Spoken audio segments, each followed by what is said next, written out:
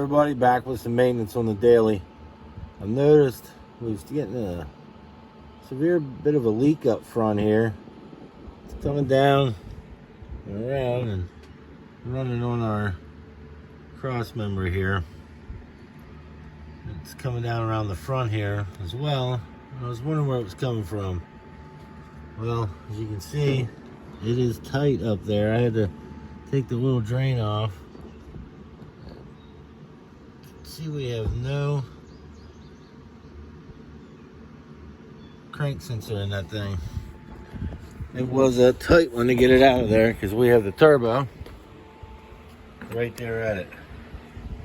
And I actually never seen the metal one like this before. Crank sensor.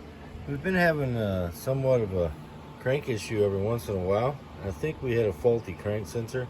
I meant to change this in the beginning and never did. I think that's what's going on. And our leak is obviously this reason. That's the O-ring. So all that oil is just flying by it and pushing out into the engine bay here. There's the crank trigger wheel. But yeah, that's not good. Clean that up after we put a new one in there, and it is tricky to get that in there. Now before, we put a little bit of that on there, and that's not much. So I'm going to use some of this thermal shielding, and we're going to wrap the new one, which that should be in here. There you go. Here's a new crank sensor. Bit of a longer wire too. That's it right there. Part number. I've always used the same one for the 1 and 8, so I don't think it's any damn different. This is a beta 2, so that is different. I think the beta 1 only has 1 wire or 2 wires, where this has 3 wires. The beta 2 does. The beta 1 has 3 wires. I might have said that wrong. The beta 1 has 3 wires. The beta 2 I think has 2 or 1 wires. I don't mess with the beta 2 stuff. The beta 1 stuff does me well, and I love the 1.8. I love the 2.0 as well. That one's 2.0. Built 2.0. 20 over. 30 over. 20 over. I'm going 20 over with that. Alright. I'm going to tape this up a bit. Get some more of that thermal shielding.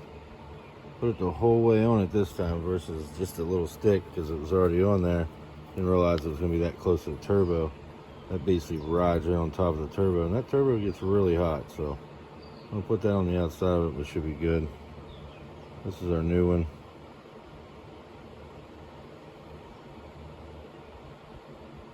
This is Kia, but it's the same thing.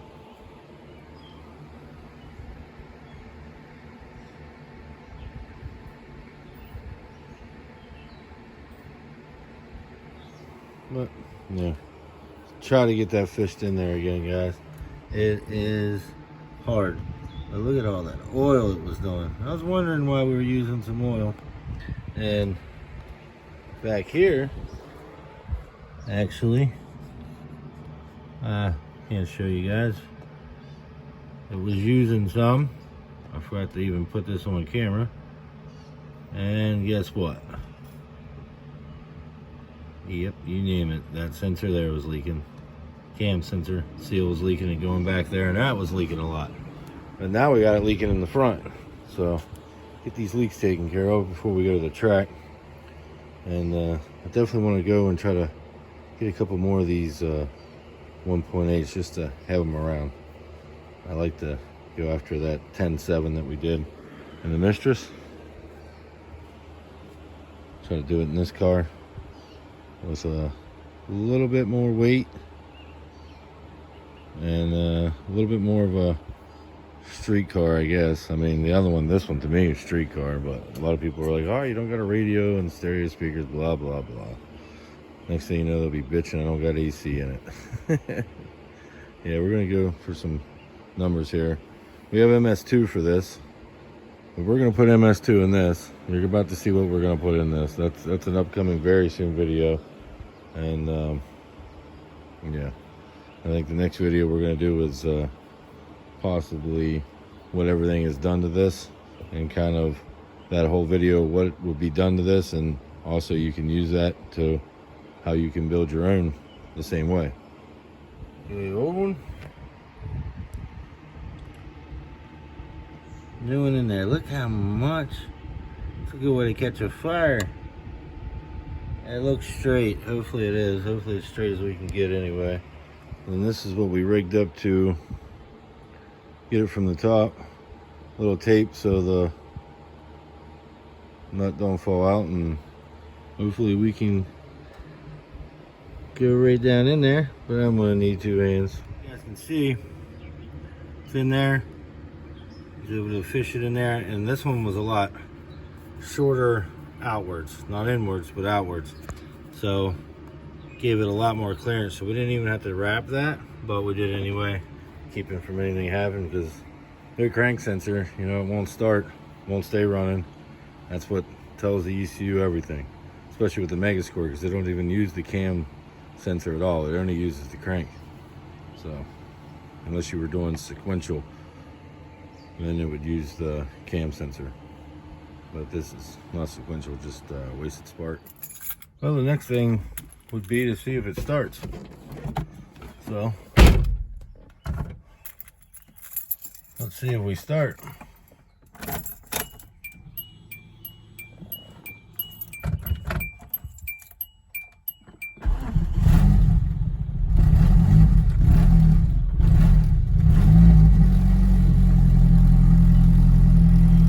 Cold start idle. I gotta mess with it a little bit on this one. It's a little off on this one, but fired right up. Honestly, cranked over a lot quicker than the other one did. The other one had a bit of an issue of cranking over on it. This one definitely fired up quicker.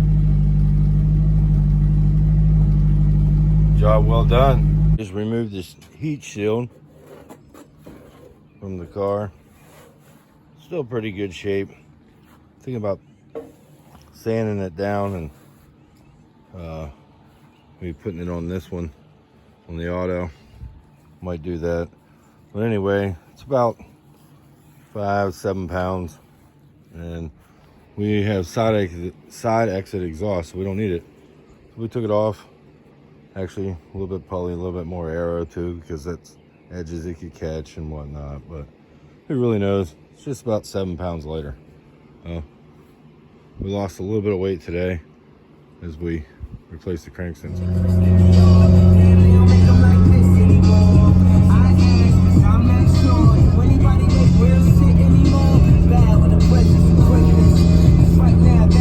Maintenance on the trailer. Got everything greased up. I didn't show everybody all that kind of stuff, but everything greased up. Had to get the in and out play right on them. Everything's good now. There's no movement, so we're good on that. Brakes were good. Everything looks like brand new. You know, we bought the trailer brand new in 2021, and really good. We got right around 16,000, 18,000 miles on it, on this trailer, and the whole time we've been driving around with no spare. But I did buy a spare today. Finally bought one.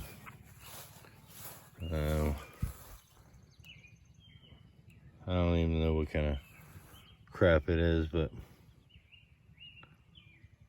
it's what they had. It'll fit.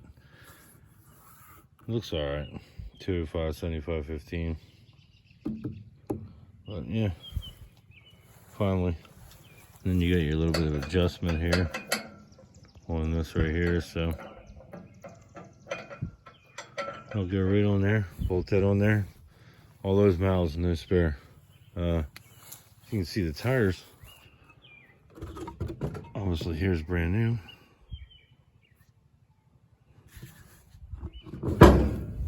And not bad for all the miles. Said closer to 18,000, so we still got a lot of tread. Got some, probably another 2 years I'm hoping to get out of these. Be nice. Okay, anything that sucks is it matches pattern, but it's white. They had no gray. So I figured, well, heck with it. We'll just go with this. And that's what we went with. Another good thing about that is we do use this as a spare. Then we kind of do know which one was the spare originally, in case we go and change tires. And then yeah, I don't know.